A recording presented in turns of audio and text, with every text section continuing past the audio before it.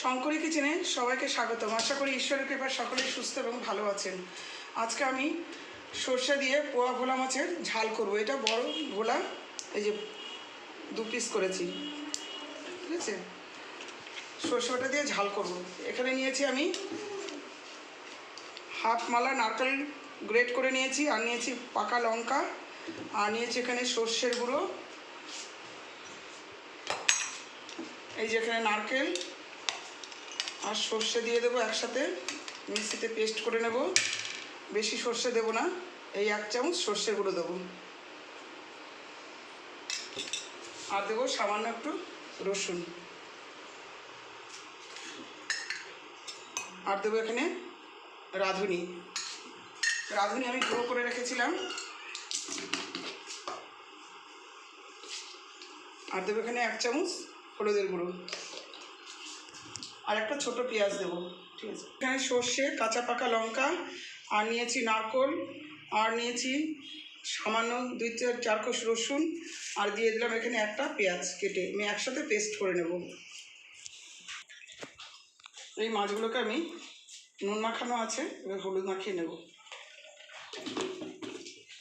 আমি এবার ভাজ, এই যে মাছটাকে আমি নুন হলুদ মাখিয়ে নিয়েছি। এবার আমার তেল গরম হয়ে গেছে, মাছটাকে ভেজে নেব।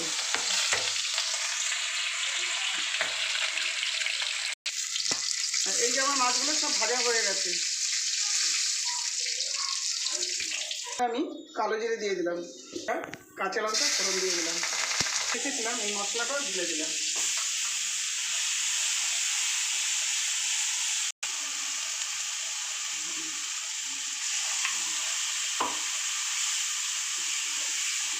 এখানে আমি আরেকটু তেল দিয়ে দিলাম।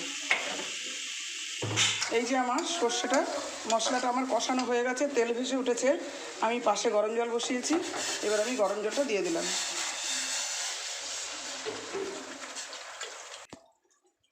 এই যে আমার ঝোলটা ফুটে গেছে, এবার আমি মাছগুলোকে ছেড়ে দিলাম।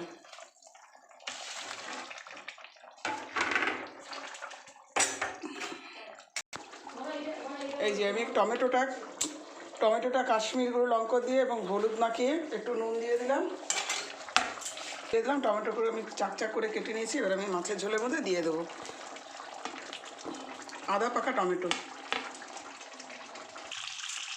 এই যে আমার ভোলা মাছের ঝালটা হয়ে গেছে, এবার আমি একটু রাঁধুনির গুঁড়ো দেবো। রাঁধুনি আমি আগেও দিয়েছিলাম, ভোলা মাছের রাঁধুনি মেন।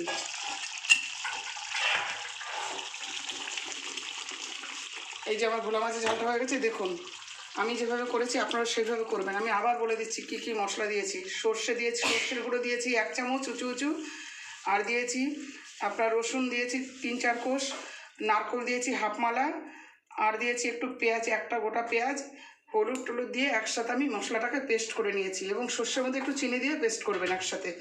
আর দিয়েছি কিছু কাঁচা লঙ্কা। আমি এইভাবে মশলাগুলো একসাথে পেস্ট করে নিয়েছি।